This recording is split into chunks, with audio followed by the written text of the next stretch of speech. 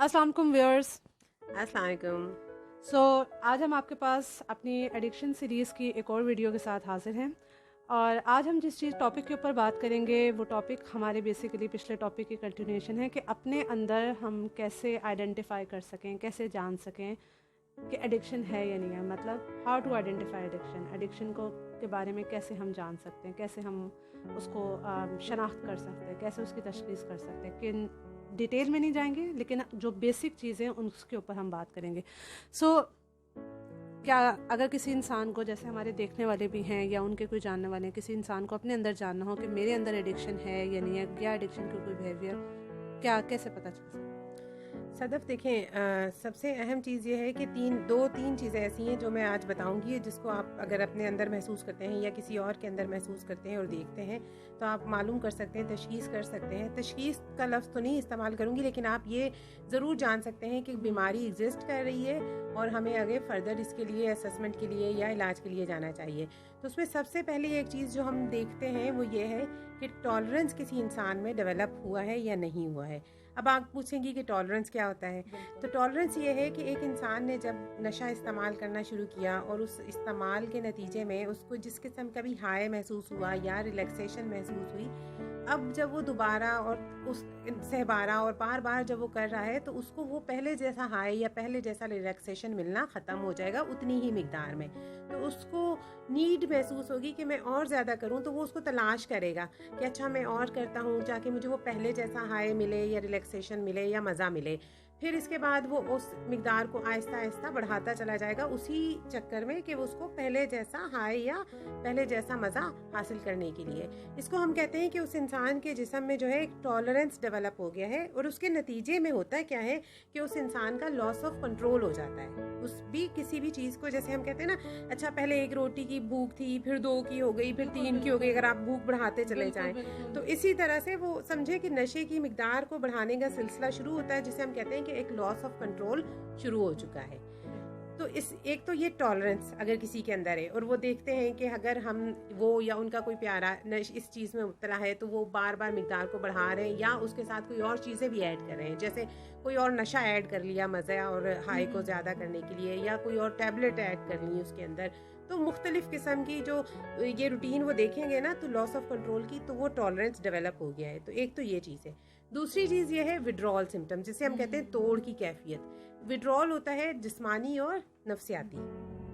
अब अगर किसी इंसान को नशा नहीं मिल रहा और उसने नशा एक टाइम पे किया, दूसरे टाइम पे उसको नहीं मिला, लेकिन उसके जिस्म को तलब होने लग गई, ऐसी तलब होने लग गई कि उसके नतीजे में उसका जिस्म तकलीफ में है, उसको दर्द हो रहा है, उसको मोशन लग रहे हैं, उसको उल्टी आ रही है, उसको घबराहट हो रही है, बेचैनी हो रही है उसको, या उसको गुस्सा आ रहा है, चिड़चिड़ापन हो रहा है, तो इसे हम कहते हैं कि जिस्म को अब ज़रूरत है इस चीज़ की कि वो नशा दोबारा से हासिल करे और जिस्म अपनी एक असली हालत में आए जहाँ जिस्म पुरसकून था। तो जब ये विड्रॉल या तोड़ की कैफियत होने लगती है तो ये भी एक अलामत है कि उस बंदे को खबरदार हो जाना चाहिए कि अब मसला हो चुका है उसके साथ। मतलब आपकी बॉडी वो मांग रही है। जी एग्जैक्टली। और क्रेविंग उसके साथ ही, फिर जब तलब होगी तो अब तोड़ होगा तो फिर क्रेविंग भी होगी और उसको होगा कि मुझे तलब हो रही है कि मैं नशा करूं। तो तलब या क्रेविंग हम कहते हैं कि जिस्म और जहन दोनों मांगने लगते हैं कि हाँ अब मुझे ये चीज़ चाहिए। तलब को आप ऐसे ही समझ लें कि आप भूखे हैं, आपका जिस्म कहता है कि खाना खाना है मुझे, या आपका कुछ खाने को दिल करता है और आप कहते हैं वो मुझे तो फ्राइज़ खाने हैं, और आप फिर जाके फ्राइज़ खरीद कर या बनाकर खाने लग जाते हैं। तो ये तो एक तलब की एक निशानदेही होगी। और जिस्म जो है जब वो डिमांड करने लगता है तो वो अपने सिम्टम्स जाहिर करने लगता है विड्रॉल वाले। और टॉलरेंस जब उसका लॉस ऑफ कंट्रोल हो चुका होता है और उसको समझ नहीं आती कि मैंने कितनी मिकदार इस्तेमाल करनी है, और वो नशे की मिकदार को बढ़ाता चला जाता है।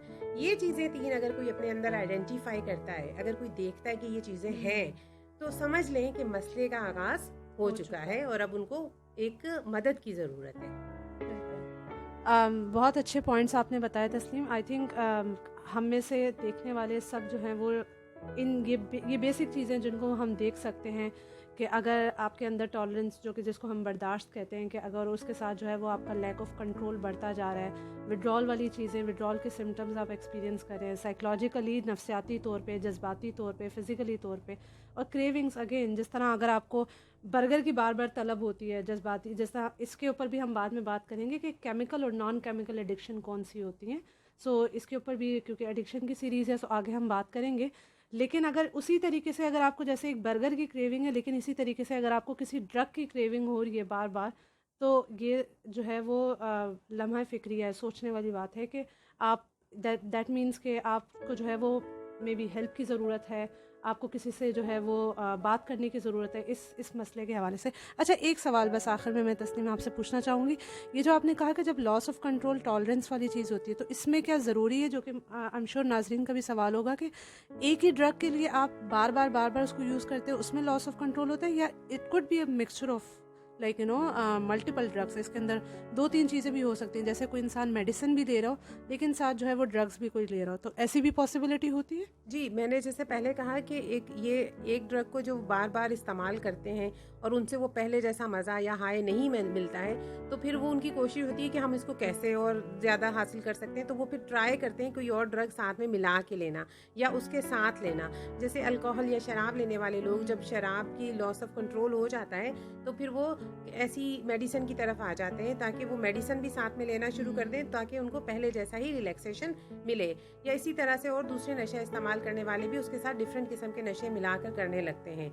तो कभी कभी तो ये ऐसा भी होता है कि वो ओरल या स्निफिंग कर रहे हैं या डिफरेंट तरीके से नशा कर रहे हैं, लेकिन फिर वो इंजेक्शन लगाना भी शुरू कर देते हैं ऐसा ऐसा, क्योंकि वो उसी हाई की तलाश में गुमशुदा होते हैं और गुम हो जाते हैं उसके अंदर। एंड आई थिंक कि वो सबसे एक लास्ट एक्सट्रीम स्टेज होता है जिसमें आप आईवी की तरफ आ जाते हैं, क्योंकि उसके बाद कोई भी मेथड आपकी बॉडी के ऊपर अप्लाई नहीं हो रही। ये ऐसे ही होगा कि अगर हमारे नाज़रीन समझ सकें कि अगर आप कोई मेडिसिन ले रहे हैं अपनी फिजिकल बीमारी को ठीक करने के लिए, लेना पैनाडोल, अगर एक इंसान मुस्तकिल बहुत ज्यादा बुनियादों पे लेता रहे, तो फिर वो कहता है कि एक पैनाडोल से तो नहीं होगा, मैं दो खाता हूँ उसी से असर होगा मुझे। फिर होता है कि अच्छा 2 पैनाडोल से भी नहीं हो रहा, अच्छा चलो मैं पैनाडोल CF ले लेता हूँ, या कोई और सी बड़ी जिसमें ब्रूफिन भी होती है। हाँ, इतना कॉमनली यूज करते हैं। पैनाडोल नहीं होती तो ब्रूफिन हाँ, या वॉरेन वगैरह। हाँ, तो वो अपना ज्यादा पोटेंसी की मेडिकेशन लेना शुरू कर देते हैं। तो इसी तरह से नशे में भी यही टॉलरेंस होता है। तो ये टॉलरेंस बहुत सारी चीज़ों में ऐसे ही बढ़ता चला जाता है।